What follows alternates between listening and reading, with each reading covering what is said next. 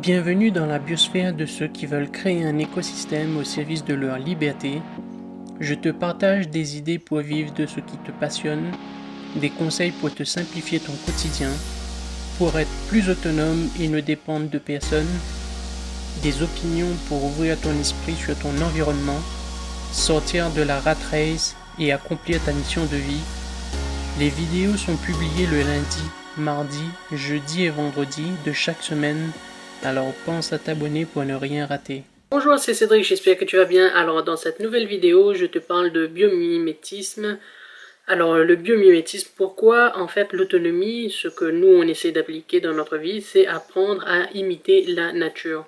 Le biomimétisme est cette capacité à l'homme de s'inspirer de la nature pour innover. Tu dois connaître cette histoire du velcro où c'est un homme qui marchait dans la forêt et il s'était aperçu qu'il y avait des petites choses qui s'accrochaient fermement sur ses chaussures. Et donc, en voyant ces petites choses-là, il s'est inspiré pour créer le velcro. Il nous sert sur différents objets dans la vie quotidienne. Toutefois, le velcro est aujourd'hui construit à partir de plastique et il n'est donc pas entièrement recyclable. Or, un biomimétisme parfait suppose une intégration complète afin d'être neutre pour l'environnement. Les gros problèmes sur Terre, on va dire en général, ce sont les ressources en eau, l'alimentation, notre déplacement et les pollutions qu'on génère, que l'homme génère sur la Terre. Afin d'imiter au mieux la nature, nous, dans notre cas, on essaie de devenir autonome. On va vers ce chemin, tout d'abord une partie partielle, et au fur et à mesure, on arrivera vers cet objectif-là à un certain moment. Mais ce qu'il faut comprendre, c'est que on ne peut pas tout faire d'un coup. Donc, on va le faire petit à petit sur certaines choses, on améliore.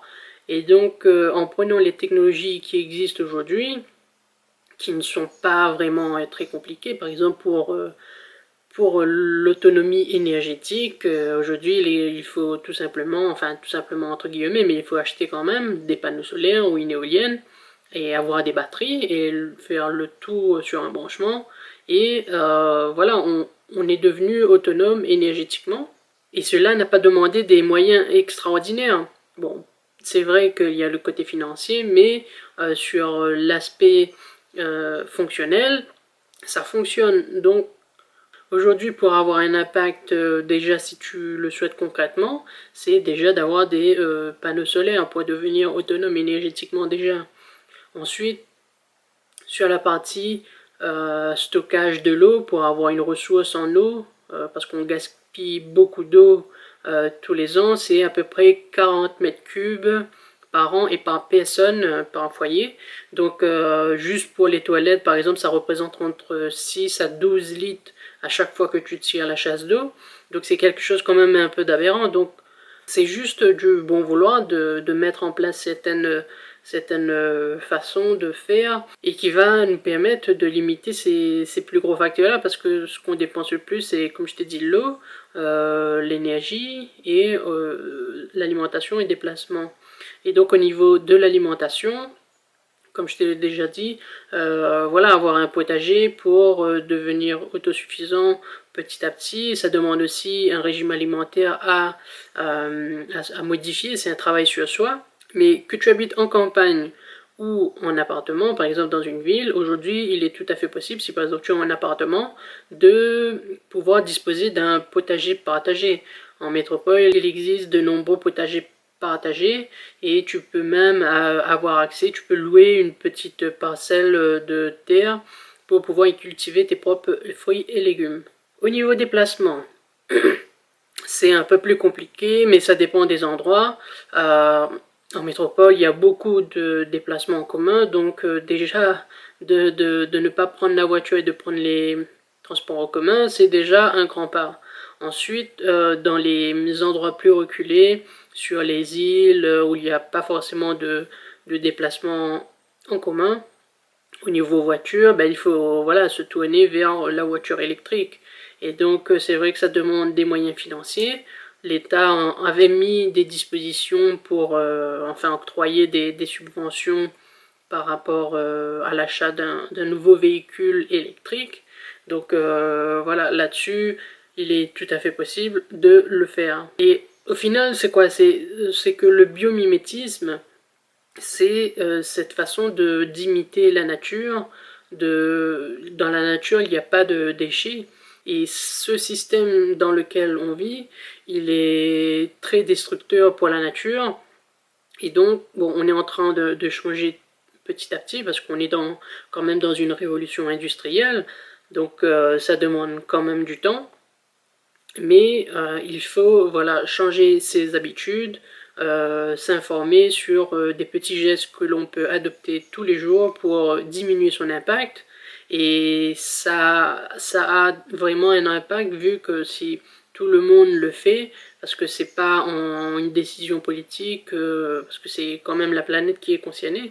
Donc si une personne le fait, tout le monde le fait, un petit geste suffit pour changer radicalement notre impact sur cette planète, quoi.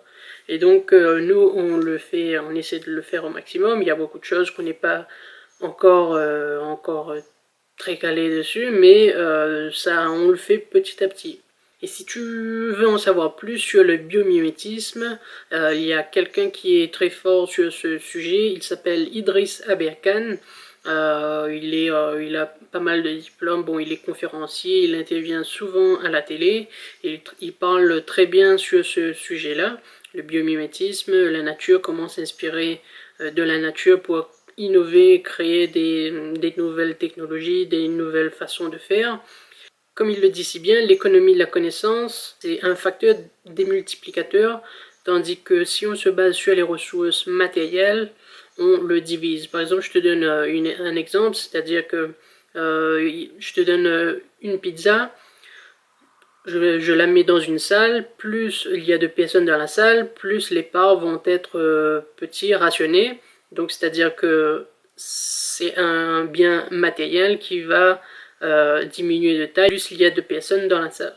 Si je te partage une pizza de connaissance, c'est-à-dire je te donne de l'information, cette connaissance-là, en fait, je ne vais pas m'enlever de la tête et elle ne m'appartient plus. Au contraire, je l'ai toujours, mais je peux la partager à un nombre de personnes autant que possible.